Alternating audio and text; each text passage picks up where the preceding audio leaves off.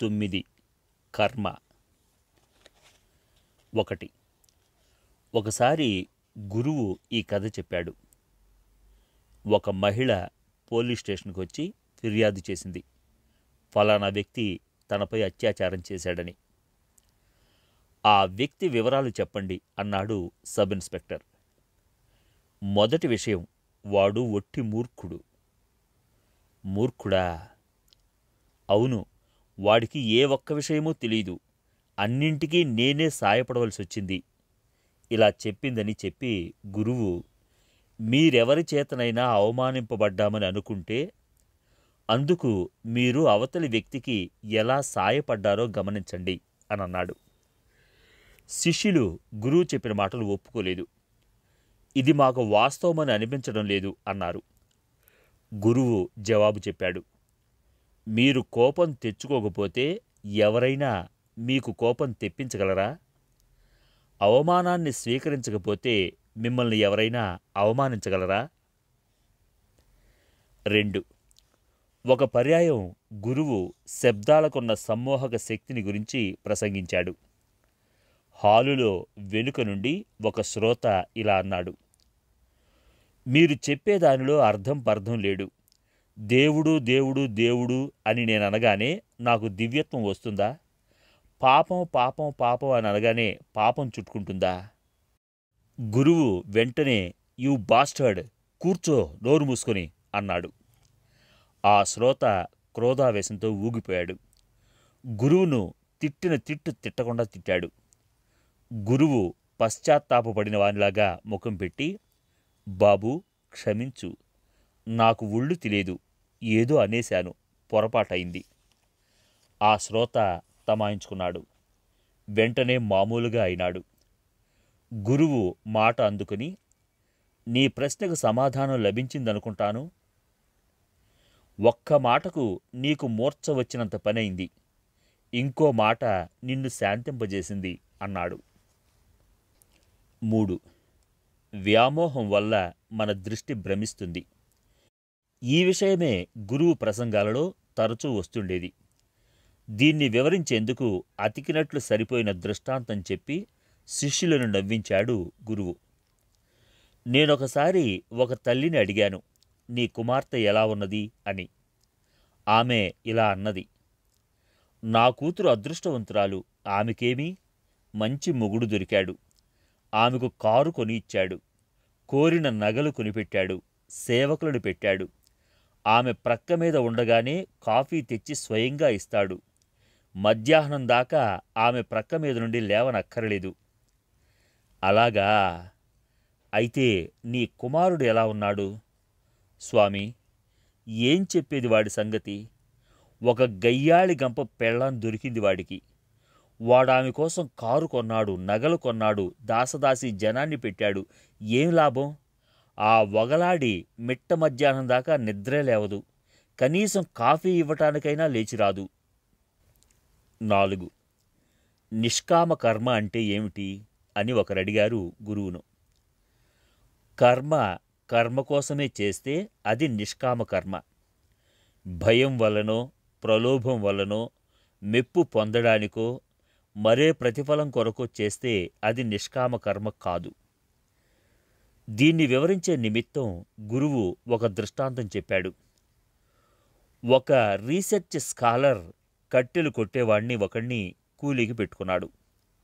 వాడి చేతికి ఒక గొడ్డలి ఇచ్చి ఇంటి వెనుక భాగంలో ఉన్న ఒక పెద్ద మొద్దును చూపి ఇలా చెప్పాడు, ఆ మొద్దు ఉన్నది చూశావు కదా, దానిని ఓ గొడ్డలితో కొడుతూ ఉండాలి. పదును ఉన్న భాగంతో కాదు. గొడ్డలి వెనుకకు త్రిప్పి మడిమతో, నీ కదలికలను నేను చూస్తుంటాను, నీకు నేను గంటకు 100 రూపాయలు ఇస్తాను అలా చేస్తే. కట్టెలు కొట్టేవాడికి ఈయనకు కాస్త పిచ్చి ఉన్నట్లుంది అనిపించింది. అయినా కూలీ ఎక్కువ ఇస్తున్నాడు, నాకేమీ అనుకున్నాడు. పనిలోకి దిగాడు. 2 గంటలైంది. పని కట్టిపెట్టి వచ్చి, నేను వెడుతున్నాను అన్నాడు. ఏమైంది నీకు? కూలీ చాలదా? చెప్పు, రెట్టింపు ఇస్తాను. అక్కరలేదు, కూలీ బాగానే ఇస్తున్నారు. కానీ నేను గొడ్డలితో కొట్టినప్పుడు కట్టెలు ఎగిరి పడవద్దా అని అడిగాడు ఆ కూలీవాడు. 5. నా జీవితం పగిలి ముక్కలైన అద్దంలాగా అయింది అన్నాడొక భక్తుడు గురువుతో. నేనొక పాపాత్ముణ్ణి, నాకేమైనా విముక్తి మార్గం ఉన్నదా? గురువు ఇలా చెప్పాడు, ఉన్నది. పగిలిన ప్రతి అద్దం ముక్కను అతికించవచ్చు, పడ్డ ప్రతి మరకను తుడిచివేసుకోవచ్చు. ఎలాగా? క్షమించడం ద్వారా. ఎవరిని క్షమించాలి? అందరినీ. జీవితాన్ని, భగవంతుణ్ణి, నీ పొరుగు వాళ్లను, ముఖ్యంగా నిన్ను నీవు. అదెలా చేయటం? తప్పు ఎవరిదీ కాదు, ఏ ఒక్కరూ దోషులు కారు అని తెలుసుకో. 6. ఎక్కువ మందికి జ్ఞానం లభించటం లేదు, ఎందుచేత అని అడిగారు ఒకరు గురువును. వారందరూ తాము లాభం పొంది కూడా నష్టపడ్డామనుకుంటున్నారు కనుక. దృష్టాంతంగా గురువు ఒక వ్యాపారిని గురించి చెప్పాడు. ఆ వ్యాపారికి లాభాలు పెరిగాయి. షాపును రిపేరు చేయించాడు, పెద్దది చేశాడు. అమ్మకాలు జోరుగా సాగుతున్నాయి. కొనుగోలుదారుల సంఖ్య పెరిగిపోయింది.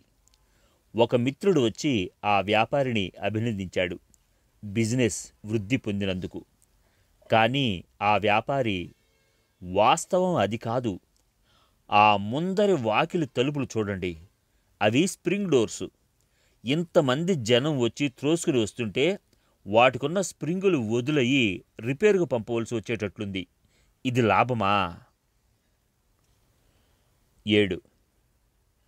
ఎందుకోనండి గురువుగారు, నాకీ జీవితం వ్యర్థం అనిపిస్తోంది. గానుగెద్దు జీవితం అయిపోయింది. నేనేం సాధించాను? లోకం మెచ్చుకునే పని ఒక్కటి కూడా చేయలేదు అని వాపోయాడు ఒక శిష్యుడు. గురువు దగ్గర అతనికి చనువు ఎక్కువ. నీవు తప్పుగా ఆలోచిస్తున్నావు. లోకం నిన్ను గుర్తిస్తేనే నీవు చేసే పనులు గొప్పవి అవుతాయని అనుకోకూడదు అని చెప్పాడు గురువు. శిష్యుడు ఏమీ అనలేదు.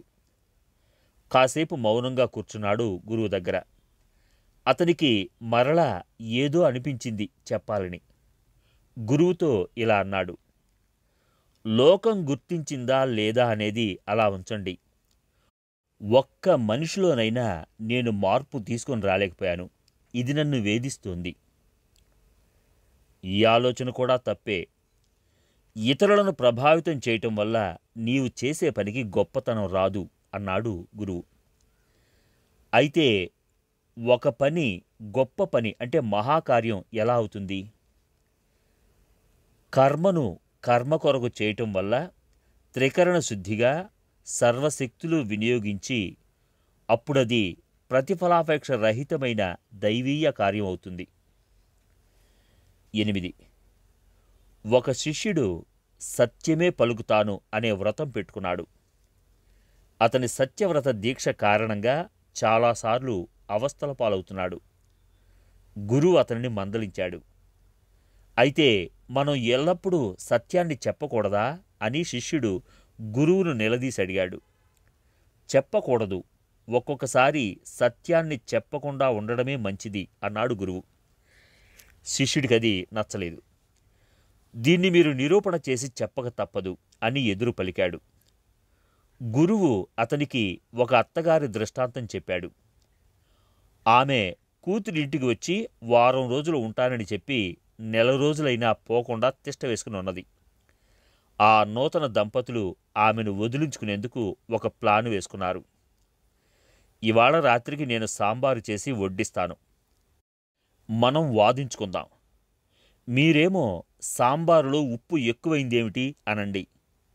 అదేమిటి, ఉప్పు అసలు సరిపోకనే పోతే అని నేనంటాను. ఇలా వాదించుకుంటూ మా అమ్మను అడుగుదాం. మా అమ్మ మీరు చెప్పింది ఒప్పుకుంటే నాకు పిచ్చి కోపం వస్తుంది, ఆమెను బయటకు నడు అంటాను. నేను చెప్పింది ఒప్పుకుంటే మీకు కోపం వస్తుంది, ఇక దయచేయండి అని ఆమెను మీరు సాగనంపుతారు. ఆమె రాత్రికి సాంబారు వడ్డించింది. మొగుడు పెళ్ళాం వాదించుకున్నారు, పోట్లాడుకున్నారు. తగాదా ముదురుతున్న సమయంలో పెళ్ళాం అడిగింది, అమ్మా నీవు చెప్పు, సాంబారులో ఉప్పు ఎక్కువైందా తక్కువైందా? ఆ వృద్ధురాలు గడుసు మనిషి. ఆమె ఒక చెంచాను సాంబారులో ముంచింది. చెంచా పైకెత్తి సాంబారు చుక్కలు 2 నాలుకపై వేసుకుంది. జాగ్రత్తగా రుచి చూసింది. ఒక్క క్షణం ఆలోచించింది. నాకు సరిపోయింది అని చెప్పింది. 9. శిష్యుడు ఒక పర్యాయం గురువును సమీపించి తనకు మార్గదర్శనం చేయవలసిందని వేడుకుంటూ ఇలా అడిగాడు. భగవంతుడు మెచ్చే మంచి పని ఏదో చెప్పండి, చేస్తాను. నాకేం తెలుస్తుంది అన్నాడు గురువు. శిబి చక్రవర్తి దానం చేశాడు. భగవంతుడు మెచ్చాడు. గోపికలు కృష్ణుని ప్రార్థించారు. భగవంతుడు మెచ్చాడు. జనకుడు రాజ్యమేలాడు. భగవంతుడు మెచ్చాడు. బుద్ధుడు సర్వస్వం వదిలిపెట్టాడు. భగవంతుడు మెచ్చాడు. నేను అనుష్ఠించవలసిన ధర్మం ఏమిటో కనుగొనే మార్గం ఏదైనా ఉన్నదా? ఉన్నది. నీ హృదయాంతరాళంలో దాగి ఉన్న ఇచ్చ ఏమిటో వెలికి తీయి. ఆ అంతరాత్మ ప్రబోధాన్ని అనుసరించు. 10. నా పొరుగువాణ్ణి ప్రేమించటానికి నేను ఏమి చేయాలి అని అడిగాడు శిష్యుడు. నిన్ను నీవు ద్వేషించటం మానుకో. ఇది గురువు చెప్పిన సమాధానం. శిష్యుడు ఈ మాటలను తీవ్రంగా మననం చేసుకున్నాడు. తిరిగి వచ్చి అడిగాడు, నేను నన్ను గాఢంగా ప్రేమించుకుంటున్నాను. నేను స్వార్థపరుణ్ణి. ముందు నీతో నీవు స్నేహంగా ఉండడం నేర్చుకో. నీకు సంతృప్తి కలుగుతుంది. అదే నీకు విముక్తి కలిగించి పొరుగువాణ్ణి ప్రేమించేటట్లు చేస్తుంది. 11. భార్యాభర్తలిరువురు తరచూ కీచులాడుకునేవారు. వారు ఒకసారి గురువు దగ్గరకు వచ్చి సలహా అడిగారు. గురువు ఆదర్శప్రాయమైన ఒక సలహా చెప్పాడు. మీరు ఒకరు మరొకరి నుండి కానుకగా అంటే బహుమతిగా అడిగి పుచ్చుకొనగలిగిన దాన్ని హక్కుగా పొందటానికి ప్రయత్నించటం మానండి. అంతే. ఆ క్షణం నుండి భార్యాభర్తలు అన్యోన్యంగా ఉన్నారు. 12. మిమ్మల్ని విమర్శించే వాళ్లకు మీరు ధన్యవాదాలు చెప్పాలి అన్నాడు గురువు శిష్యులతో ఒకసారి ప్రసంగవశాత్తు. ఇంకాస్త వివరించండి అన్నారు శిష్యులు. ఒక కోతి చెట్టెక్కి కూర్చుని క్రింద నిల్చుని ఉన్న ఒక సాధువుపైకి కొబ్బరికాయ విసిరివేసింది. సాధువు కొబ్బరికాయను అందుకున్నాడు. పగులుగొట్టి నీళ్లు త్రాగాడు. కొబ్బరి తిన్నాడు. కొబ్బరి చెప్పును భిక్షాపాత్రగా చేసుకున్నాడు అని ముగించాడు గురువు. 13. భగవంతుణ్ణి ప్రేమించడం అంటే ఏమిటి అడిగారు శిష్యులు. భక్తుడు భగవంతునిపై తనకు గల ప్రేమను ఇలా వెల్లడిస్తాడు. భగవాన్, జరిగిన దానికి ధన్యవాదాలు. జరగబోయేదానికి అలాగే. 14. ఆధ్యాత్మిక సాధనలో ముందుకు పోతున్న వ్యక్తి హృదయంలో కించిత్ వ్యామోహం మిగిలి ఉన్నా తీరని నష్టం వాటిల్లుతుంది. ఈ అంశాన్ని తెలియపరిచేందుకు గురువు శిష్యులకు ఈ క్రింది కథ చెప్పాడు. ఒక గ్రామస్థుడు గుర్రం మీద స్వారీ చేస్తూ కొండ ప్రక్కగా ఒక గుహ ఉంటే దాని ముందుగా వెడుతున్నాడు. ఆ గుహ బహు విచిత్రమైనటిది. దాని ద్వారం ఏడాదికి ఒకసారి తెరుచుకుంటుంది. అదృష్టవంతులకు అప్పుడు అందులో ఉన్న రత్నరాశులు లభిస్తాయి. వారు కోటీశ్వరులవుతారు. ఈ వ్యక్తి అక్కడకు చేరిన క్షణమే ఆ గుహ ద్వారం తెరుచుకుంది. అతను గుర్రం దిగి గుహలోకి చూస్తే రత్నాలు రాసులుగా పోసి ఉన్నాయి. తన గుర్రానికి ఇరువైపులా ఉన్న సంచీలలో అతను చేతనైనన్ని రత్నాలు నింపుకున్నాడు. తొందరగా బయటకు వెళ్లాలని అతనికి తెలుసు. గుహద్వారం మరల మూసుకుంటుంది. గుర్రం మీద మోయలేని బరువు వేసి తన అదృష్టానికి మురిసిపోతూ అతను బయలుదేరాడు. అంతలో అతనికి గుర్తు వచ్చింది. తన చేతి కర్ర గుహలో ఉండిపోయింది. అతను వెనుకకు తిరిగి లోపలకు పరుగెత్తుకుని వెళ్ళాడు. చేతి కర్రను తెచ్చుకోవాలి త్వరగా. కానీ సమయం మించిపోయింది. గుహద్వారం మూసుకునిపోయింది. గుర్రం బయట, అతను లోపల. గ్రామంలోని వాళ్ళు ఆ గుర్రాన్ని చూశారు. అతని కొరకు ఎదురు చూశారు.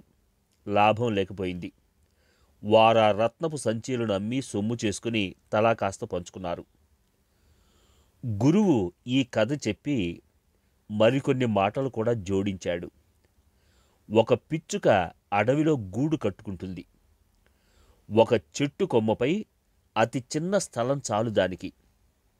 ఒక లేడీ నదిలోని నీళ్లు త్రాగుతుంది. దాని పొట్టకు ఎన్ని నీళ్లు కావాలి? 4 గ్రుక్కలు. మనం అవసరాన్ని మించి ప్రోగు చేసుకుంటాం. ఎందువల్ల? మన హృదయాలు శూన్యంగా ఉండటం వల్లనే. 15. మనం స్వేచ్ఛగా వ్యవహరిస్తున్నామనుకుంటాము, కానీ ఎక్కువగా మనం మన అలవాట్లను బట్టే ప్రవర్తిస్తుంటాం. అలవాటు ఎలా ఉంటుందో అలా మన మాటలు ఉంటాయి, మన చేతలుంటాయి, మన తలపులుంటాయి అని చెప్పాడు గురువు. ఆయన ఈ అంశాన్ని వివరించే ఒక కథ కూడా చెప్పాడు. అలెగ్జాండ్రియాలో ఉండే పెద్ద గ్రంథాలయాన్ని తగులుబెట్టారు. గ్రంథాలన్నీ భస్మమైనాయి. ఒక్క గ్రంథం మాత్రం మిగిలింది. అది ఒక సాధారణ గ్రంథం. చెప్పుకోదగిన విషయాలు ఏవీ అందులో లేవు. దాన్ని వేలం వేసి అమ్మారు. ఒక బేదవాడు కొనుక్కున్నాడు, తక్కువ ధరకు. వాడు దాన్ని అటూ ఇటూ త్రిప్పి చూశాడు. చివరి అట్టకు లోపలి భాగంలో పెద్ద పెద్ద అక్షరాలతో 2-3 వాక్యాలు వ్రాయబడున్నాయి. ఒక చిన్న గులకరాయి వలె ఉండే ఆ పరుసువేదిని తాకిస్తే చాలు, ఏదైనా బంగారంగా మారిపోతుంది. ఆ రాయి నల్ల సముద్రం ఒడ్డున ఉన్న కోటానుకోట్ల గులకరాళ్ల నడుమ పడి ఉన్నది. ఆ రాయి మిగతా రాళ్ల మాదిరిగానే ఉంటుంది. అయితే ఒక తేడా ఉన్నది. మిగతా రాళ్ళు పట్టుకుంటే చల్లగా ఉంటాయి. ఇది మాత్రం వెచ్చగా ఉంటుంది, ప్రాణం ఉన్నదానిలాగా. ఆ వ్యక్తి ఎగిరి గంతేశాడు. తన అదృష్టానికి పొంగిపోయినాడు. తనకున్న యావదాస్తి అమ్మేశాడు. చాలదని పెద్ద మొత్తంలో డబ్బు అప్పు తీసుకున్నాడు. ఆ పైకంతో 1 సంవత్సరం పనిచేయవచ్చు అని అనుకున్నాడు. నల్ల సముద్రం ఒడ్డుకు వెళ్ళాడు. ఒడ్డున ఒక గుడారం వేసుకున్నాడు. పరుసువేదిని వెతికే కార్యక్రమంలో లీనమైనాడు. అతను ఒక రాయిని చేతికి తీసుకునేవాడు. అది చల్లగా చేతికి తగిలితే దాన్ని ఒడ్డున పారవేయడు. అలా చేస్తే మరల దాన్నే డజన్ల సార్లు లెక్కించవలసి రావచ్చు. అందుచేత చల్లగా తగిలిన దాన్ని సముద్రంలోకి గిరాటు వేసేవాడు. రోజు గంటల తరబడి ఇదే పని అతనికి. ఓర్పుతో పట్టుదలతో చేస్తున్నాడీ పని. ఒక గులకరాయి తీసుకోవటం, చల్లగా చేతికి తగిలిందా సముద్రంలోకి విసిరివేయటం, ఇంకోటి తీసుకోవడం. ఇలా ఇలా అంతు లేకుండా వారం అయింది, నెల అయింది, 10 నెలలైనాయి, ఏడాదైంది. పని చేస్తూనే ఉన్నాడు.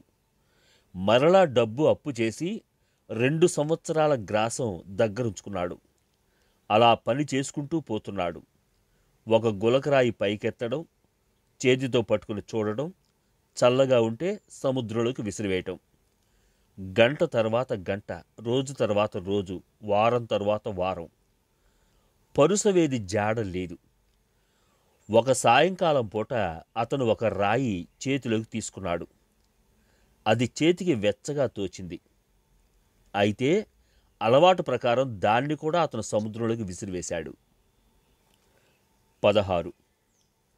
అవకాశాలతో పాటు అవరోధాలు కూడా ఉంటాయి. అవరోధాలు తొలగించుకుని అవకాశాలను వినియోగించుకోవలసి ఉంటుంది జీవితంలో. తన ప్రసంగంలో గురువు ఈ మాటలు చెప్పటం విని, ప్రతిదానికి మీరు ఒక కథ చెప్పి వివరిస్తారు కదా, దీనికి ఏం కథ చెబుతారు అని అడిగారు శిష్యులు. ఒక రౌతు గుర్రం ఎక్కి వస్తున్నాడు. గుర్రానికి మంచినీళ్లు పట్టాలి. దారిలో ఒక తోట కనిపించింది. అందులో ఒక మరబావి ఉన్నది. పెద్ద చక్రం మీదుగా బకెట్లు వస్తుంటాయి నీళ్లతో. ఎద్దులు గాని మనుషులు గాని లాగుతుంటారు దాన్ని. అయితే ఆ మరబావి నుండి నీళ్లు తోడేటప్పుడు పెద్ద శబ్దం అవుతుంది. గుర్రానికి నీళ్లు ఇప్పించమని అడిగితే తోట యజమాని సరేనని నీళ్లు తోడిస్తున్నాడు. గుర్రం నీళ్లు త్రాగడానికి ముందుకు రావటం లేదు. మరబావి శబ్దం దానికి అలవాటు లేక బెదిరిపోతుంది. మీరా చప్పుడు రాకుండా చెయ్యండి, గుర్రం నీళ్లు తాగుతుంది అన్నాడా రౌతు. అది జరుగని పని. నీ గుర్రం నీళ్లు త్రాగాలనుకుంటే శబ్దం వింటూ త్రాగాల్సి ఉంటుంది. చప్పుడుతోటే నీళ్లు వస్తాయి ఇక్కడ. రమణబోధ. ప్రేమతో, ధార్మిక బుద్ధితో, పవిత్ర భావనతో శాంత మనస్కుడవై నీవు ఏ పని అయినా చేస్తే అది సత్కర్మ. కామదూషితమై అశాంతితో నిండిన మనస్సుతో చేసే కర్మ దుష్కర్మ. సత్కర్మ కదా అని దుష్ట మార్గాన్ని అవలంబించి చేయవద్దు. ఫలితం మంచిదైతే చాలు అని భావించకూడదు. మార్గం సరైనది కాకపోతే సత్కర్మ కూడా దుష్కర్మ అవుతుంది. కనుక మార్గం సైతం పవిత్రమైనదై ఉండాలి అని చెప్పారు భగవాన్ శ్రీ రమణ మహర్షి. అంతా దైవలీల అని, అంతా బ్రహ్మమయం అని చెబుతారే, ఇక దురభ్యాసాలను, దురలవాట్లను వదిలిపెట్టాలని చెప్పడం దేనికి అని ఒకరు అడిగితే భగవాన్ ఇలా సమాధానం చెప్పారు. మన శరీరం పైన పుండు లేచిందనుకోండి, దాన్ని అలాగే వదిలేస్తే ఏమవుతుంది? శరీరం అంతటికీ అది బాధ కలిగిస్తుంది. మామూలు వైద్యానికి లొంగకపోతే డాక్టర్ని పిలిచి శస్త్రచికిత్స ద్వారా దాన్ని తొలగించవలసి వస్తుంది. అలా చేయకపోతే అది చీము పట్టి ఇంకా ప్రమాదానికి దారితీస్తుంది. దురలవాట్లు, దురభ్యాసాలు దేహంపై పుండు లాంటివి. ప్రతి వ్యాధికి తగిన చికిత్స చేయాలి. సత్కర్మల ద్వారా ముక్తి లభిస్తుందా? సత్కర్మ మంచిదే, అది చిత్తశుద్ధిని కలిగిస్తుంది. శుద్ధ మనస్సుకు జ్ఞానసిద్ధి కలుగుతుంది. ఆ విధంగా అది ముక్తికి మార్గాన్ని సుగమం చేస్తుంది